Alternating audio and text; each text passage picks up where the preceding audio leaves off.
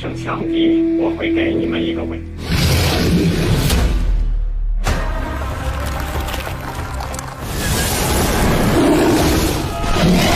伸展太阳。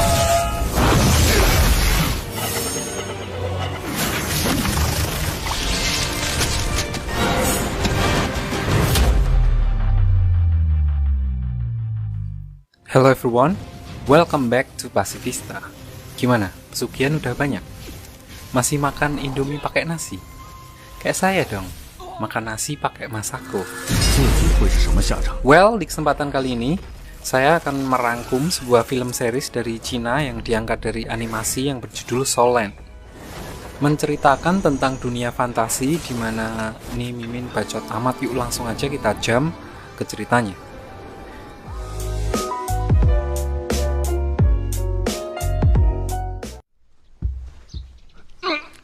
Kisah diawali dengan seorang pemuda yang akan menjadi karakter utama di film ini, yang bernama Tang San.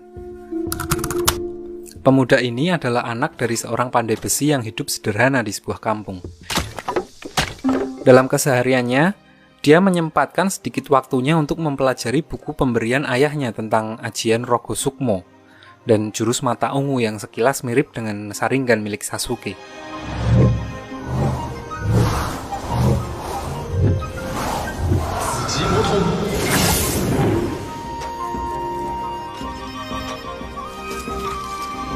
Lalu, saat dalam perjalanan pulang, dia diserang oleh seekor laba-laba raksasa yang memaksanya harus bertarung dengannya.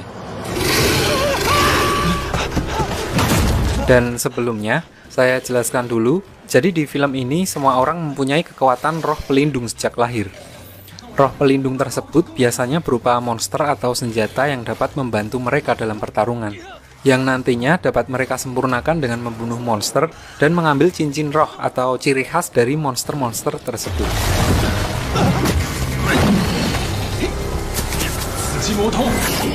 Lanjut, di sini dengan menggunakan mata ungu, salah satu serangannya berhasil mengenai mata laba-laba tersebut dan malah membuat laba-laba tersebut menjadi sangat marah. Dan saat dalam keadaan kepepet, tiba-tiba seseorang datang dan diperlihatkan orang tersebut dapat mengubah tangannya menjadi tangan serigala yang menegaskan kalau dia mempunyai roh pelindung berupa monster serigala. Orang itu memperkenalkan dirinya dengan nama Suyantao. Suyantao ki bakule buah. Suyuntao. Dia berasal dari balai roh pelindung yang datang dari kota untuk merekrut murid baru dari desa. Dan secara tidak sengaja melihat Tang San yang sedang dikejar oleh monster liar. Di sini Suyanto merasa curiga dengan Tang San yang roh pelindungnya saja belum bangkit. Dia dapat melempar paku tepat mengenai mata laba-laba tersebut. Dan sesampainya di rumah, Tang San bertanya kepada ayahnya tentang Suyanto dan balai roh pelindung. Namun diperlihatkan ayahnya yang bodoh amat mengenai hal tersebut. Di sini Tang San juga bercerita bahwa beberapa hari terakhir dia selalu dimimpiin, diimpeni bahasa Indonesianya, bermimpi tentang bisikan wanita yang berada di dalam ladang yang dipenuhi dengan rumput biru perak, yang dia kira itu adalah suara ibunya. Dan untuk kalian ketahui, ibu Tang San sudah meninggal waktu Tang San masih kecil, yang membuat ayah Tang San sangat terpukul sampai menjadi orang yang gemar mabuk-mabukan hingga sekarang. Di sisi lain, setelah Suyanto mengumumkan acara rekrutmen di desa mereka, kepala desa menemui Tang San untuk mengajaknya ikut dalam perekrutan tersebut. Namun, di sini ayah Tang San melarangnya ikut dalam acara tersebut tanpa memberikan alasan yang spesifik. Malamnya, ayah Tang San membakar buku yang dia berikan kepada Tang San dan menyuruhnya untuk tidak memberitahu siapapun tentang buku tersebut. So, misterius banget nih ayahnya. Singkat cerita, paginya Tang San tidak kuasa menahan rasa ingin tahunya dan memutuskan untuk mengintip apa yang Suyanto lakukan kepada pemuda-pemuda di desa mereka. Di sini diperlihatkan beberapa temannya yang mempunyai roh pelindung belum tentu bisa menjadi master roh. Dan setelah acara selesai, Suyanto menemui Tang San karena terlihat mempunyai pribadi yang kuat dan tidak memiliki BI checking. Dia menyuruhnya untuk mencoba tes yang dia lakukan pada kandidat sebelumnya. Dan setelah mengeluarkan roh pelindungnya, ternyata Roh pelindung milik Tangsan adalah sebuah rumput biru perak yang diceritakan bahwa roh biru perak ini adalah roh paling umum yang biasa dimiliki oleh rakyat jelata seperti saya dan kalian. Namun tidak berhenti di situ, tangan kirinya seperti mengeluarkan roh lain yang sengaja dia sembunyikan.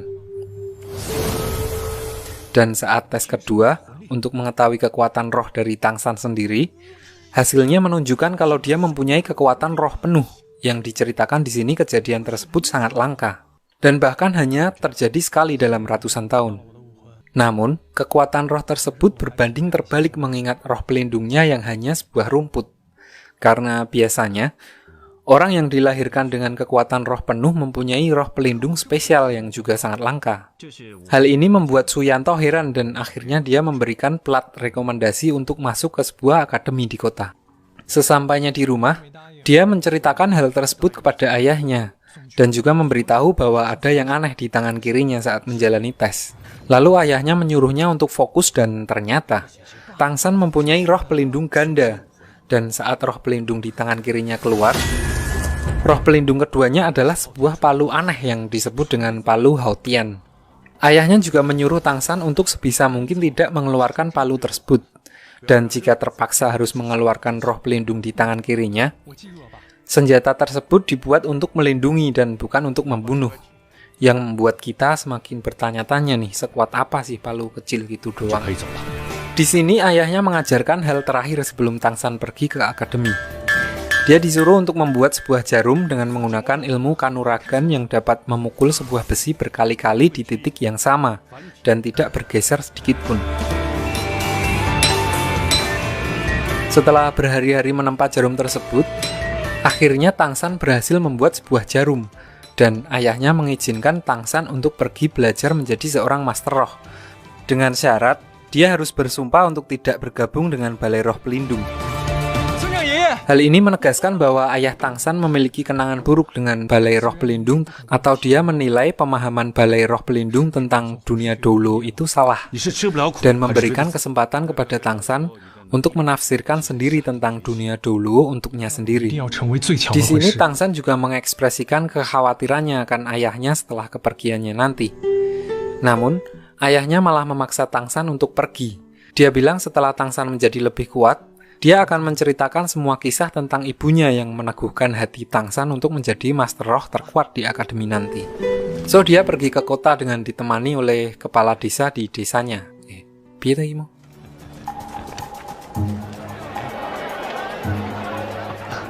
Sesampainya di sana, Tangsan bertemu dengan anak wali kota yang menjadi ketua OSIS di tempat itu, dan seorang guru honorer yang sedang leha-leha di depan pintu sekolahan.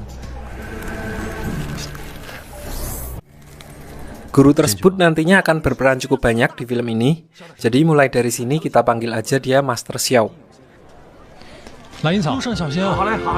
Mendengar pembicaraan Tangsan yang berkata bahwa dia mempunyai kekuatan roh penuh, Master Xiao udah menduga kalau Tangsan mempunyai roh pelindung ganda berdasarkan penelitiannya selama dia berada di Bekasi. Namun di sini Tangsan tetap kekeh mengatakan bahwa dia tidak mempunyai roh lain selain rumput biru peraknya. Beberapa saat kemudian, Tangsan mendengar bahwa mereka harus membunuh seekor kelinci untuk ujian masuk ke akademi. Karena merasa itu menentang prinsipnya, Tangsan malah melepas semua kelinci di sekolahan tersebut dan sempat bersih tegang dengan anak Pak Wali Kota. Beruntung Tangsan diselamatkan oleh Master Xiao dari adu mulut tersebut. Di sisi lain, seorang cewek bernama Xiao Wu yang mempunyai roh pelindung kelinci, dia melihat kejadian tersebut dan mulai tertarik dengan Tangsan. Lalu Tangsan pergi ke asramanya, yaitu asrama 7. Di sana dia bertemu dengan murid baru yang bernama Wang Sheng, yang juga memiliki roh pelindung berupa harimau petarung. Dia mengklaim dirinya sebagai ketua kelas di sana. Tidak lama berselang, Xiao Wu muncul dan mengatakan kalau dia juga ditempatkan di asrama itu. Karena dilarang untuk tidur di sebelah Tangsan, dia lalu menantang Wang Sheng dan meminta menjadi ketua kalau dia berhasil menang. Ternyata, dia dapat dengan mudah mengalahkan Wang Sheng tanpa menggunakan roh pelindung kelincinya.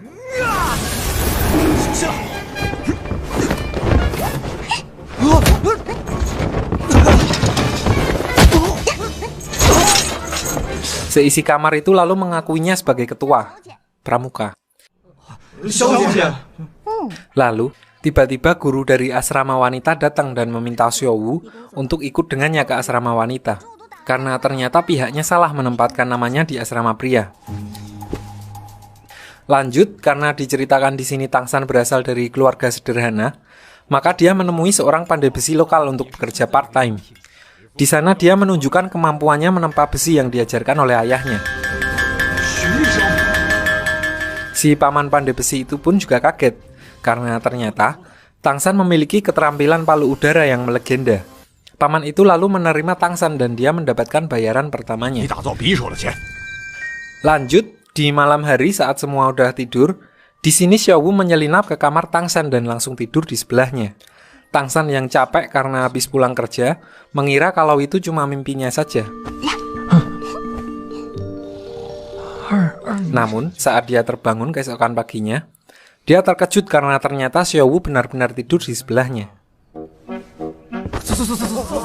Selanjutnya diperlihatkan anak Pak Wali Kota yang masih penasaran dengan Xiaowu. Dia menyuruh anak buahnya untuk mencarinya dan mengajaknya ngedate. Namun, Xiaowu yang masih polos merasa tidak suka dengan anak Pak Wali Kota itu dan menolak ajakannya. Lalu Xiaowu dan para penghuni asrama 7 mengikuti Tangsan untuk makan di kantin. Hal itu membuat anak Pak Wali Kota mulai menaruh dendam kepada Tangsan. Dia menilai kalau Tangsan sengaja menghasut Xiaowu untuk menjauhinya. Selanjutnya, saat kelas dimulai, anak Pak Wali Kota menantang Tangsan untuk melawannya. Walaupun anak Pak Wali Kota di sini berlaku tidak sportif, namun dia tetap tidak bisa menghajar Tangsan. Semua itu berkat buku jurus-jurus rahasia pemberian ayahnya yang dipelajari Tangsan sejak kecil.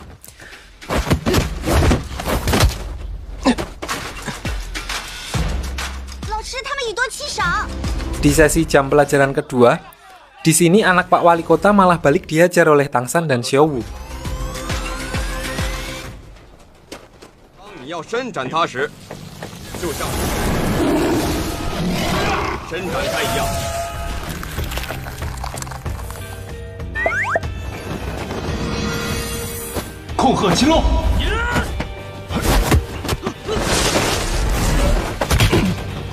Gurunya yang melihat itu langsung memisahkan mereka dan menghukum Tangsan untuk menyapu lapangan.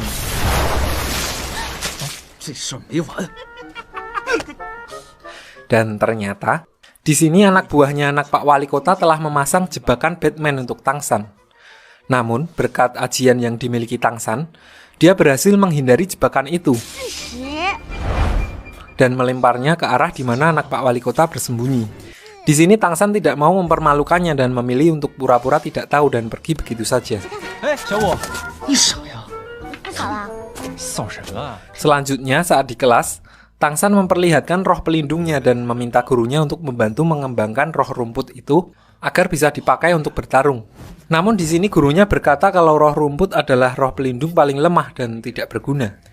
Dia lalu menyarankan Tangsan untuk menjadi master teori saja agar bisa menjadi guru nantinya.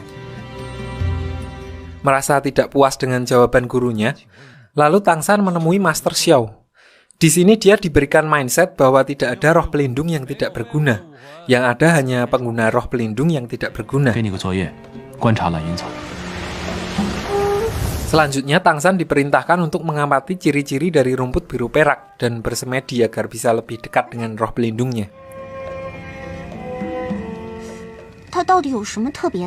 Dan setelah Tangsan mengerti karakteristik dari roh rumput, Tangsan lalu dibimbing untuk dapat mengeluarkan perwujudan dari roh rumput miliknya. Setelah melihat roh pelindung milik Tangsan, Master Xiao lalu merekomendasikannya untuk menjadi Master Roh tipe pengontrol, di mana roh pelindungnya bisa dimanfaatkan untuk berubah ke bentuk apapun, karena sifatnya yang lentur. Diperlihatkan, Tangsan lalu bisa mengubah roh pelindungnya ke bentuk tali akar, namun karena belum sepenuhnya bersatu, dia terlihat kewalahan dalam mengontrolnya.